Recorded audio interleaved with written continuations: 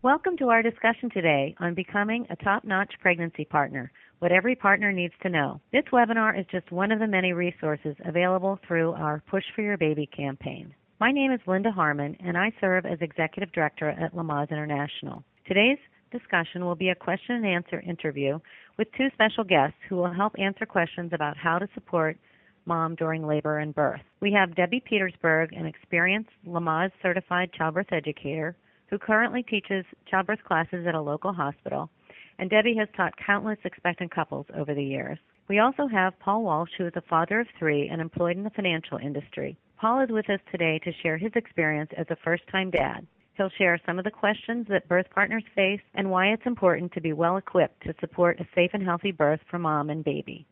And now I'll turn this over to Debbie and Paul to get our conversation started.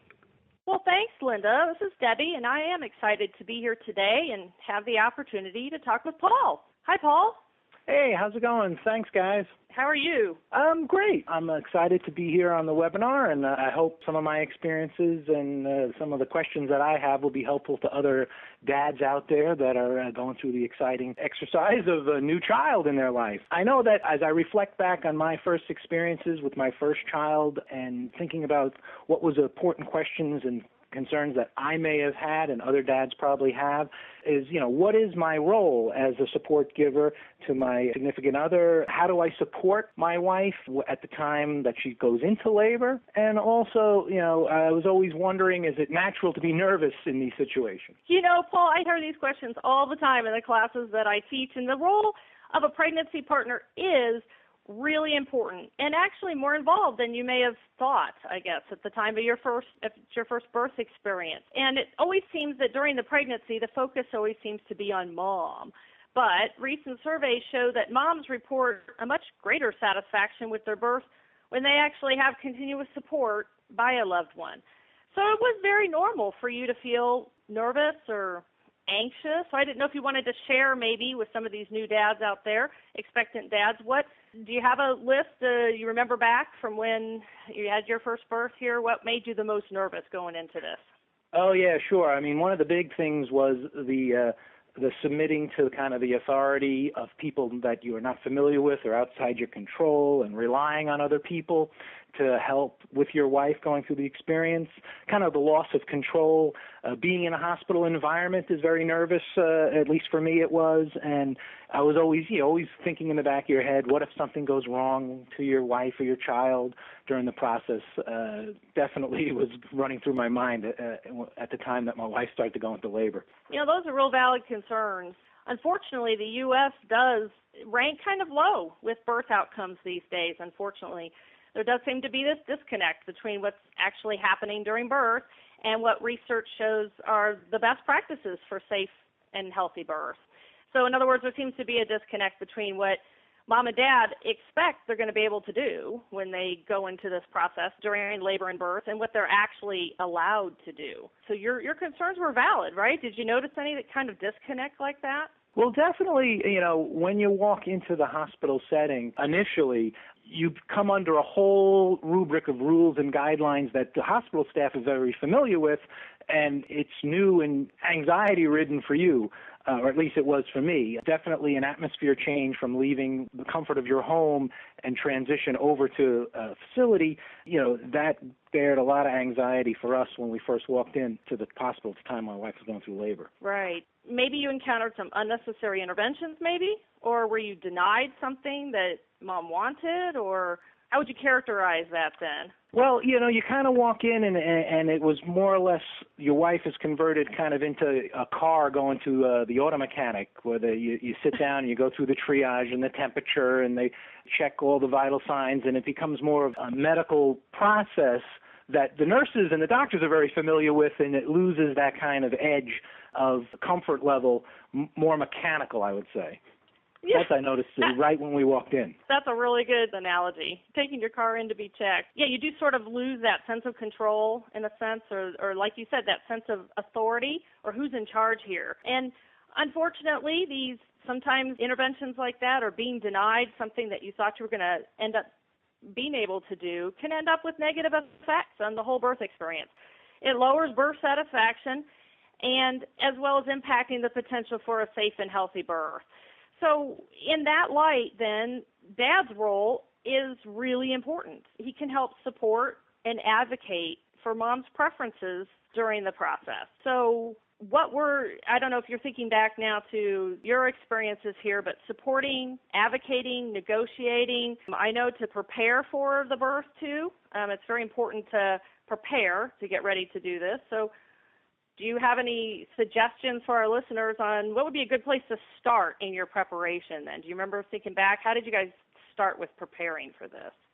Sure. I mean, the first thing is definitely you have a role and you should get involved and want to know what's going on in the details. And one of the first things that you should be involved in, even as the support giver, is choosing the right care provider that you're going to be with and your wife's going to be with, and making sure that you go to some of the you're at the prenatal visits too, and you get to know the practice or the care providers that are being out there, because it's at that point your wife is going through those contractions and you feel less in control than ever before that you're going to rely on that person or that practice. And so I think you could get comfort as a dad knowing that you've met these people before, they understand what your wife's wishes are and what you'd like, and then you feel comfortable advocating with them if you have questions and stuff like that. So I thought that was one of the number one things that my wife and I did, and I was glad I did get to meet and be involved with our caregivers prior to when labor began. Right, and good, and feeling comfortable with them. And I think you hit on another good point, and that is developing that wish list ahead of time. So it is important that you talk to Mom and the two of you decide, what are you comfortable with, both in ways to remain comfortable at home and ways to remain comfortable in the hospital, and maybe going through a few what-if scenarios too, just so you can ask all your questions ahead of time with your healthcare provider before you're in pain, right, and in labor. Yep. And in the room. And then also another way. Yeah, Sorry. Go ahead. And then also learning about different hospital procedures ahead of time is always very key. So that, like I said, when you show up, you don't really want to be showing up for the very first time at the facility and not knowing how it works either. So, yeah, it brings me to the second way that preparation helps is just to go take a tour of the hospital. Sometimes tours are included in classes. Sometimes you just have to sign up for them separately. But taking that tour, I assume you guys took a tour, right? Yeah, absolutely. That was turned out in retrospect key, because although we were anxious at the time of the labor, knowing where we were headed eliminated one of those factors. You knew where you were headed and where you had to go. Right. And if you're stuck on how do you get the most out of your hospital tour, believe it or not, Lamaze has a webinar on that, and we have one recorded online, and we actually have a tip sheet available too, so that our listeners can get the most out of their hospital tour. And that way you can see what interventions are considered routine and if there's any room for negotiation then. So because many times we just assume that interventions are routine, like you have to be in bed, or you have to have an IV, or you have to have continuous fetal monitoring. So it's important to know where there might be some latitude within that too. Yeah, absolutely.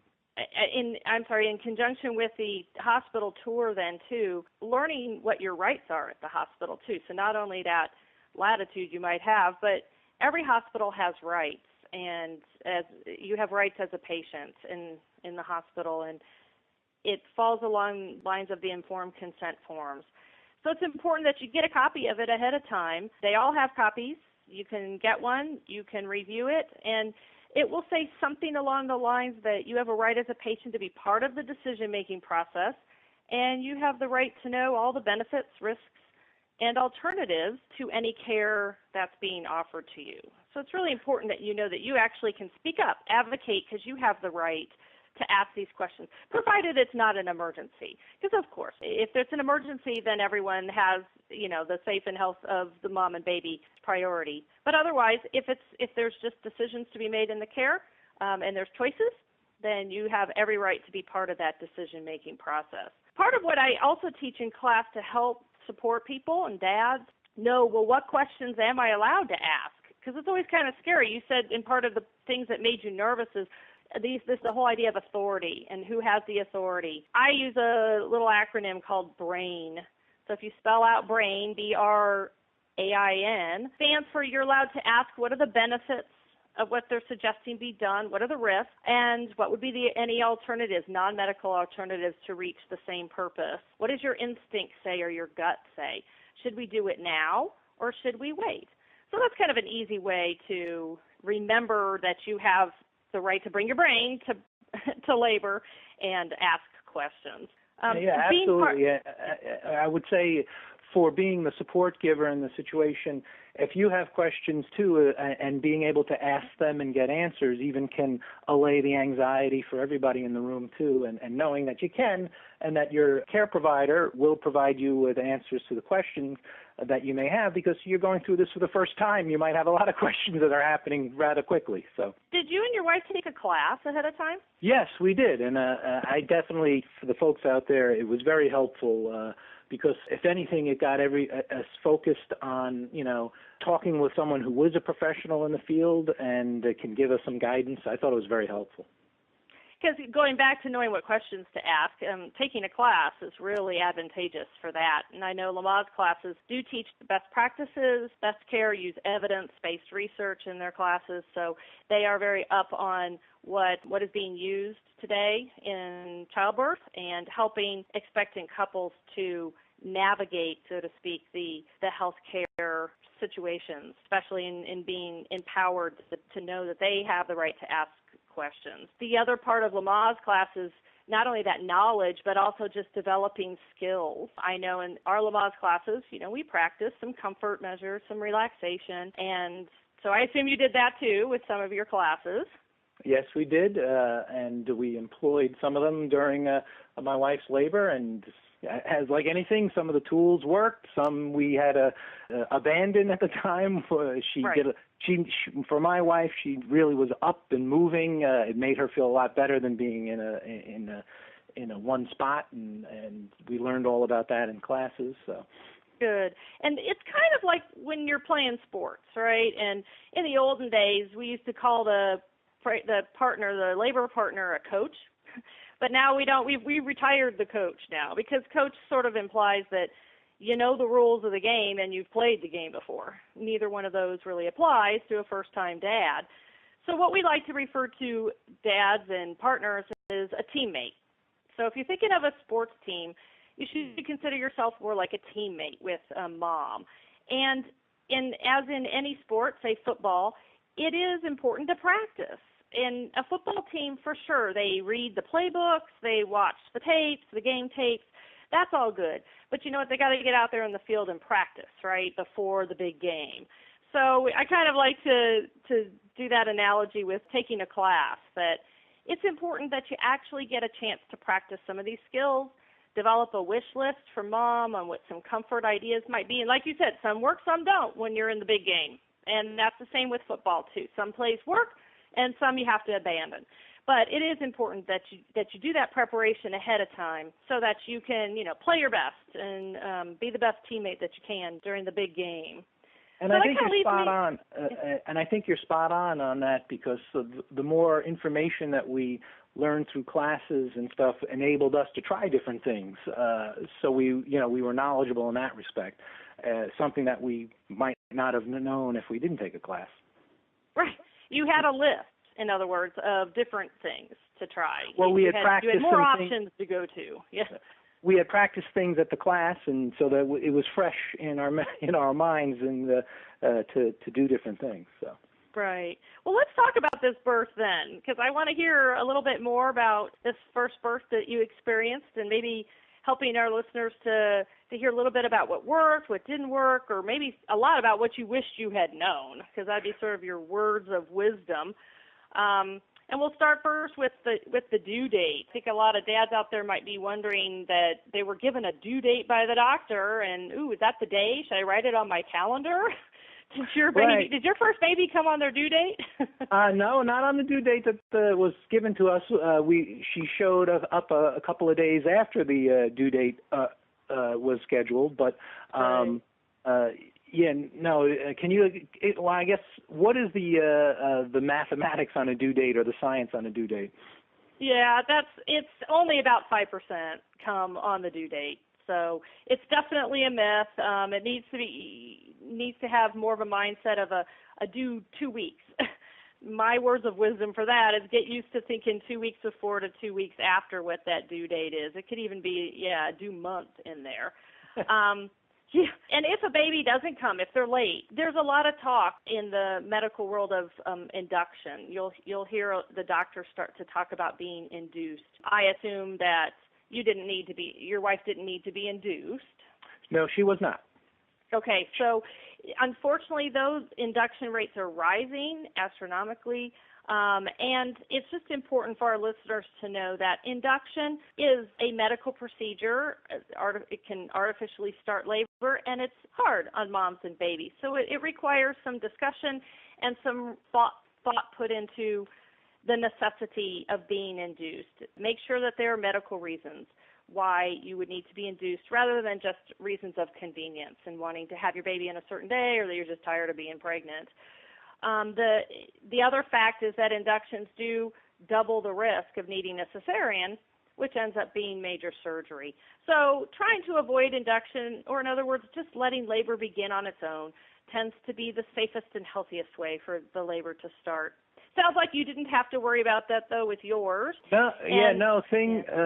Things started on a Saturday, and contractions began, and we continued to do our Saturday chores still as a couple without a child yet, going out and walking and shopping and everything, and then the contractions kind of stopped. So on Saturday for a period of time. So maybe you can describe to me or to our audience what that means. Early labor like that is very intermittent. It comes and goes. It's very normal. As you found out, the baby does eventually come. It just can be a long early time. Labors tend to be more like marathons rather than sprints. So patience is the key. Once you determine that she really is in true labor, which you said hers started by having contractions that weren't going away probably in the beginning there. And if she laid down or drank some water, you may have noticed that sometimes they kind of went away for a while, but then they definitely came back again. So knowing that you're in true labor is important. Warrants a phone call to the doctor. Sometimes the water breaks early on. Sometimes the water will break after you get to the hospital. All of that is normal. Just means you need to call the doctor and report it when it does happen. So I'm so glad to hear, though, that you just kind of continued on with your normal routine in that early time of labor. When it started to get a little rougher for her, though, did you have some more structured ways of comforting her while you were still at home? Well, yeah, she liked to get into the shower at home when the contractions picked up. That seemed to give her relief. And for my wife, a lot of movement. She liked to move around and walk and keep going in this early stage of the contractions. Good. Hopefully she kept eating lightly, too, to keep her energy up, and drinking lots and lots of fluids. Yes. So like I said, on Saturday it started and it kind of stopped, and then Sunday it picked up again after we had breakfast and we walked around a little bit, and then actually Sunday morning her water broke. Oh, okay. So, and all very normal, right? Just maybe a quick phone call to the doctor. You didn't need to race into the hospital right after the water broke. No, the doctor told us to, continue to monitor the contractions and stay at home, and we continued to do about our day until things really started to pick up, not until later that evening. Okay, good. It's always funny because everybody thinks that labor is going to happen like the TV shows, the sitcoms where mom's water breaks and everyone needs to panic and run to the hospital. So I do want to remind our listeners that it is not an emergency when your water breaks. It just means you need to phone the doctor and have a good conversation with the doctor about how to proceed. So I'm glad you were able to stay at home for a little bit longer. Packing bags, too, a lot of people tend to do that ahead of time. You could wait until labor, but it is important to get it done before it's time to go to the hospital. An overnight bag and maybe a tool bag, some comfort tools that mom seems to be enjoying, hot packs, hot rice rolls, different ways that she is using relaxation. And then a quick reminder to make sure you pack a bag for dad, too. Just make sure you have some personal items in there that would allow him to remain comfortable, too, throughout the hours that you might end up spending in the hospital, too. Yeah, that's a fabulous suggestion, and I suggest everybody take it because, it's helpful for you as a support giver to have some things in your bag too if you need them, depending on how long everything will go. Right. Now, transferring to the hospital. How did you know?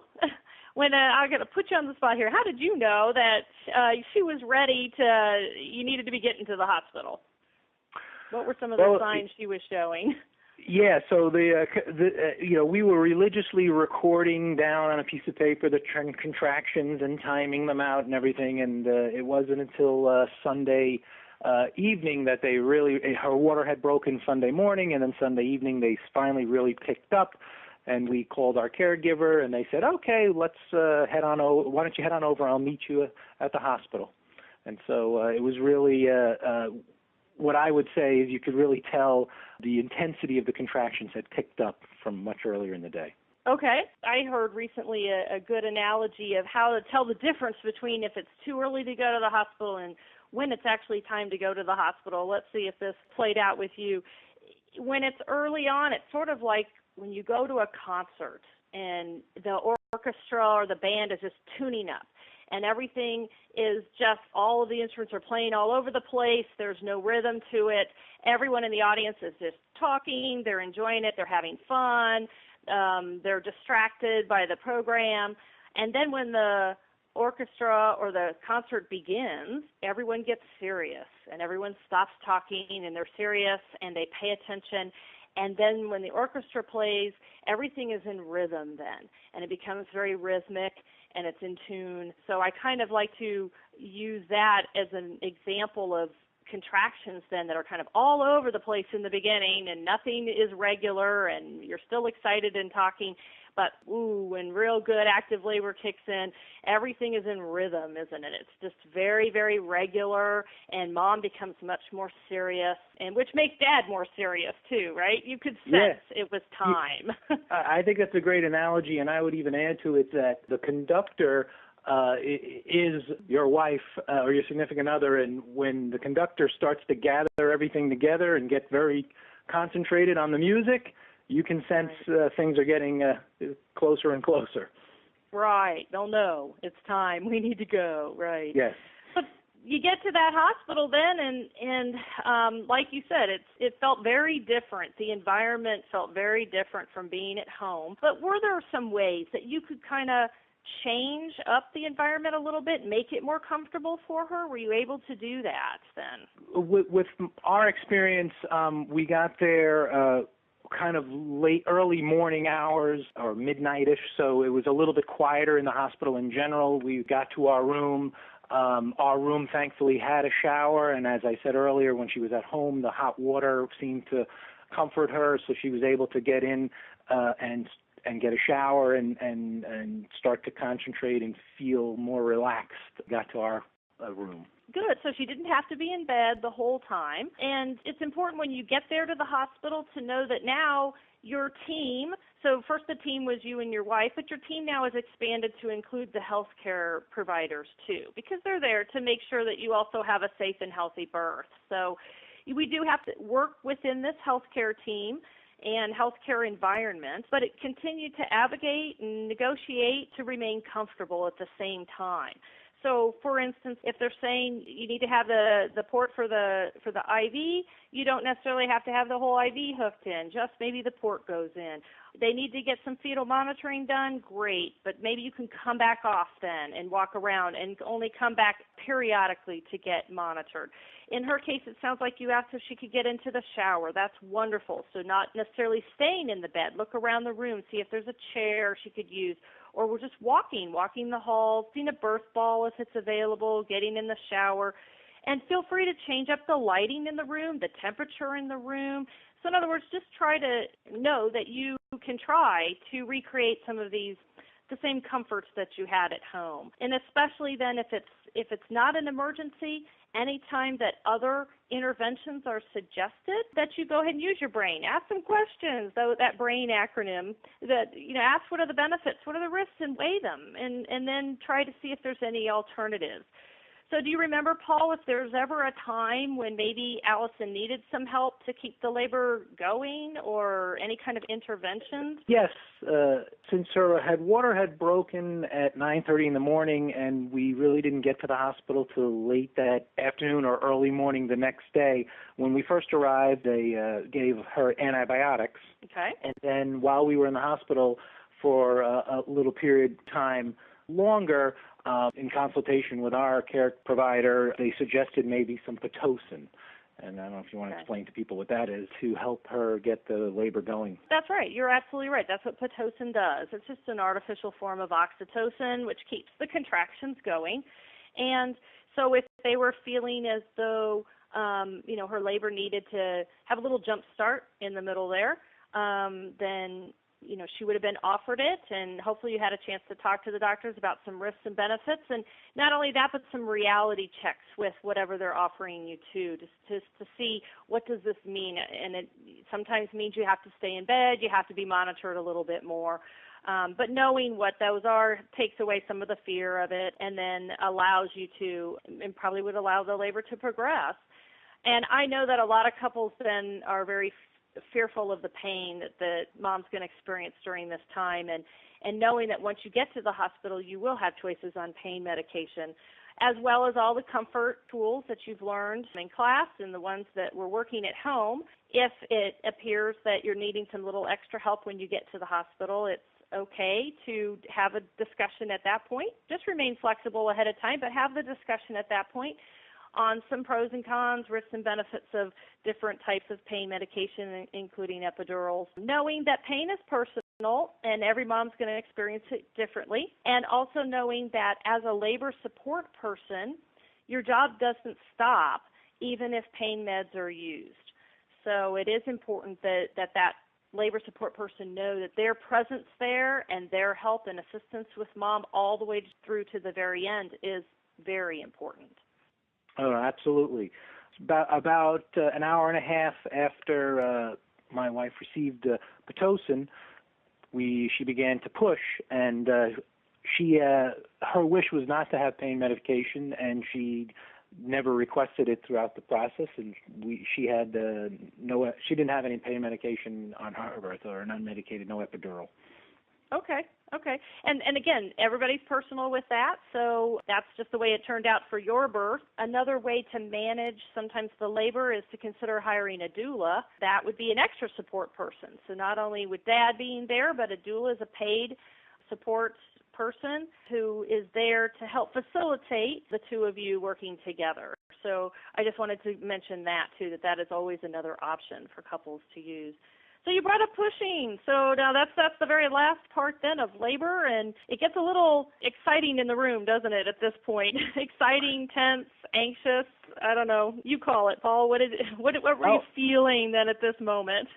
Well, it definitely is the pinnacle of the event, and the excitement is in the room, and then the fascination for me of being in a room where you're a couple and now you're three. Oh, yes. It's just kind of a remarkable experience, which all you guys out there will definitely enjoy. Right. And the pushing today, it doesn't have to be coached. Remember, we've retired the coach. It's more of a teammate, so a lot of encouragement. Nope, you don't have to count. You don't have to direct. And mom hopefully will be able to get in different positions, too, for pushing to help remain comfortable and get ready for that big moment when you do get to meet your baby and be a family of three. Was she able to have the baby right up on her at the end?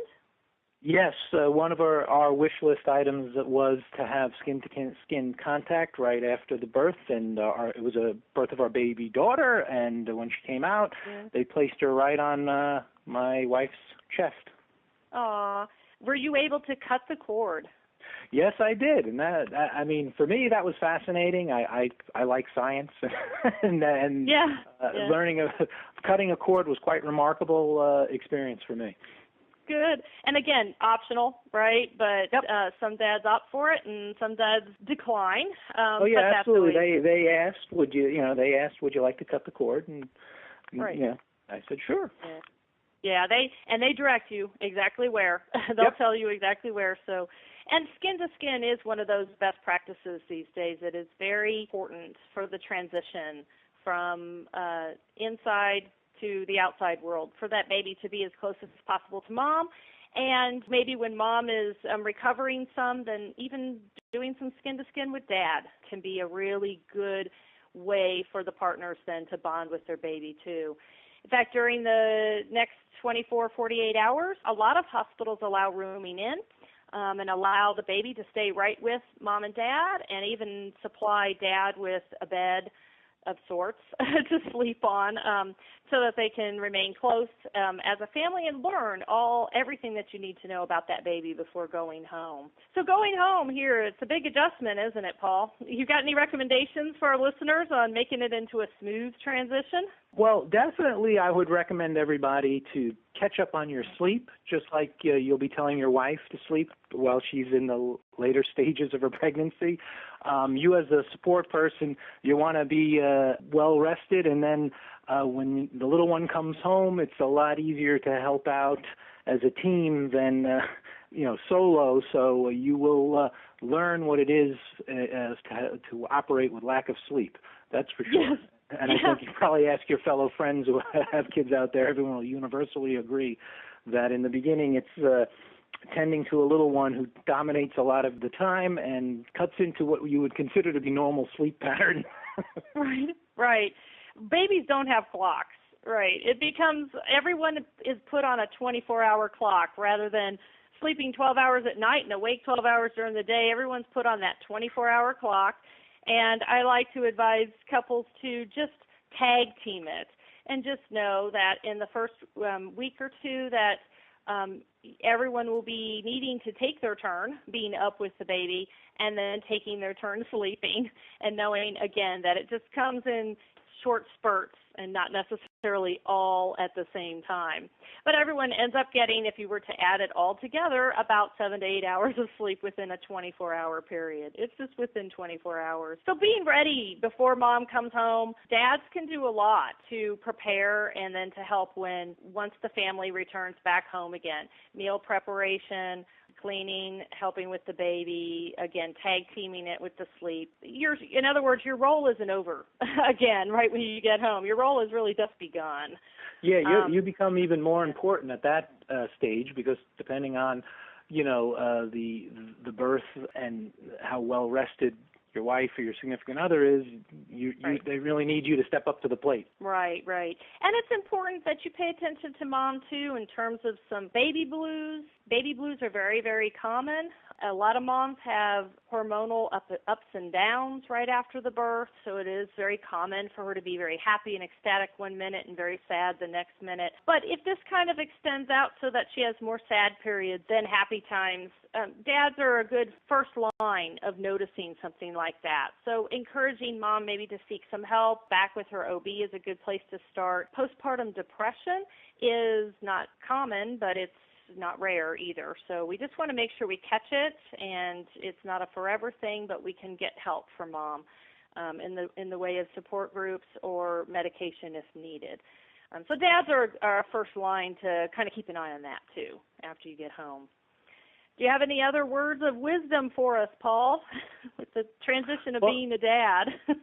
Well, all I can say is now that I'm a dad of 3, that every child's is slightly different as far as their sleep patterns and how they behave. So as you mentioned, the tools, on being home, just be there and be supportive and be ready to jump in and help out any way you can. I think helps the transition as your baby grows and gets put on that 24-hour human clock eventually.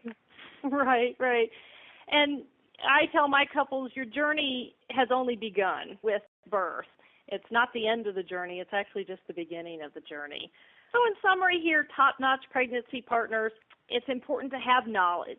So knowledge on how the labor works, taking a good class, understanding the process, understanding what options are available to you at home to remain comfortable, and then at the hospital. So taking a good hospital tour, becoming familiar with the medical terms and procedures in case they're necessary. It's important to have skills. Again, practicing some of these comfort skills, developing wish lists, talking to mom ahead of time, learning her preferences, learning how to talk with healthcare providers, and learning what your rights are at the hospital then too, so that you know that you can advocate and negotiate. And that will bring confidence then. Confidence that in mom and confidence in yourself as a pregnancy partner, that you know that you can advocate and push for care that is safest and healthiest. Hopefully Lamaze then will remain a good resource for you for further information. Look for the Push for Your Baby information. Any future webinars we have coming. Lamaze for Parents has a good website. We always offer tip sheets and a reminder to look up a good class, a good Lamaze class before embarking on this journey. And we thank you very much.